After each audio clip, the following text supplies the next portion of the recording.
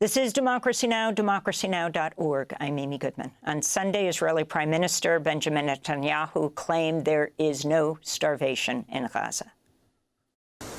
Israel is presented as though we are applying a campaign of starvation in Gaza. What a bold-faced lie. There is no policy of starvation in Gaza, and there is no starvation in Gaza. Well, today, the world's leading hunger monitor issued a dire warning, saying, quote, "The worst-case scenario of famine is currently playing out in the Gaza Strip," unquote. To talk more about the humanitarian catastrophe, we're joined by Jan Egeland, Secretary General of the Norwegian Refugee Council, one of the largest independent aid organizations in Gaza. Jan, welcome back to Democracy Now! First respond to the Israeli Prime Minister saying there is no starvation in Gaza. Well, he's in a minority of one in this world, really, well, maybe together with his right-wing extremists in his government, to claim that. He hasn't been in Gaza and seen the starving children. I've been there. I've seen them. So people from all nations all over the world, including from Norway, my own country, who have gone there. We have had a historic relationship since we were campaigning for the creation of the State of Israel. We see the truth.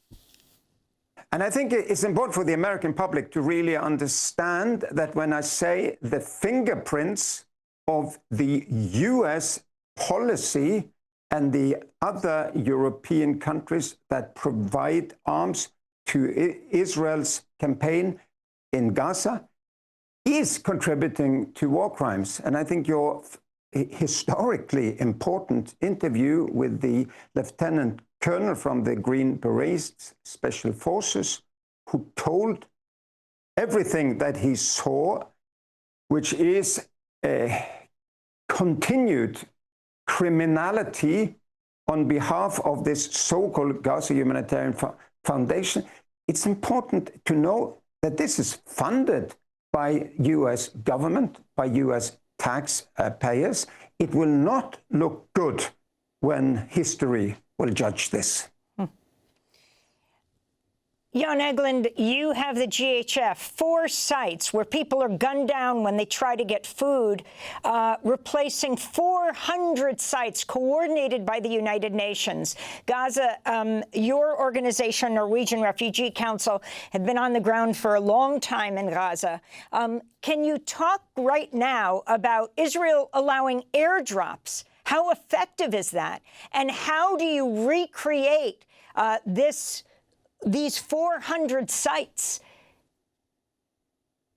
But yeah, there was indeed 400 sites when there was the ceasefire, when Israeli hostages were released and we were allowed to work. Israel broke off that in March.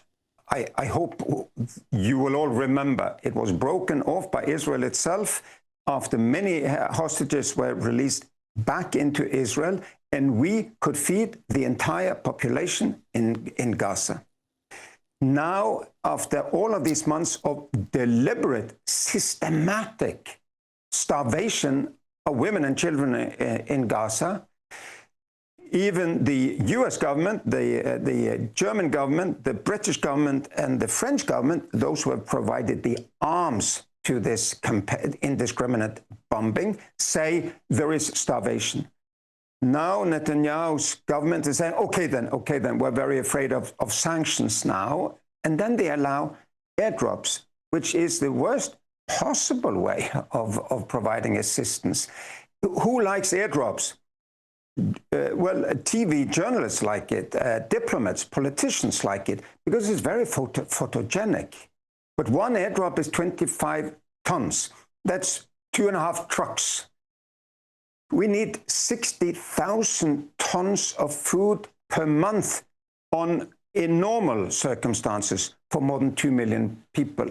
25 tons just dropped at random where anyone could pick them. I mean, Hamas could pick them up. Anyone could get them there in their heads. Certainly the people that we in the Norwegian Refugee Council were feeding, which were single mother-led families, widows with many children, the disabled, the elderly, they will get nothing of this of this aid, as they will get nothing from the Gaza Humanitarian Foundation, which was conjured by Israeli military and some strange American people who were working with this most extreme government in the history of Israel, to substitute the Norwegian Refugee Council and all of the other organizations which were there for a generation and have a proven track record. We were closed down by Hamas when we yielded their pressure to influence our work. They invaded our offices. We have a track record of standing up against Hamas, as we have a track record in standing up to the kind of manipulation that is now undertaken by the Israeli war machine in Gaza. It's we who have the professionality to be able to do this job. Can you get food aid and humanitarian aid into Gaza now? Outside of airdrops, how many trucks are needed per day? Well, we in Norwegian Refugee Council and nearly all other aid groups are still denied all access. There is a group of agencies, UN agencies, 2 or 3 non-governmental organizations, health organizations mainly, that are now authorized to do some work. I believe they get in 100, 150, it could be a little bit more today, trucks per day. The minimum is 600 trucks.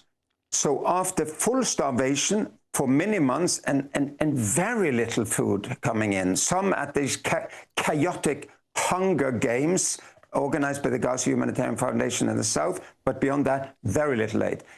Now it's 1/6 of what it would be in normal times. It's an insult to Trump, to Starmer, to Macron, and to Merz, these leaders who say that they want this to change. It's not Netanyahu who's calling the shots. The tail is wagging the dog here, and everybody can see it. President Trump contradicted Netanyahu and said he saw the pictures that these people look hungry, right? Palestinians look hungry. What can Trump do at this point as the major weapons supplier to Israel? Well, the key is with the U.S. administration is very clear, really. If they tell the Netanyahu government to do the right thing, they will do so. What's the right thing? It's to open all of the border crossings so that all of the organizations that have a distribution apparatus on the inside, including us, but we are 100 organizations that are present in Gaza, have trusted local staff. We can feed people in the 400 distribution points that we had before Israel closed everything down.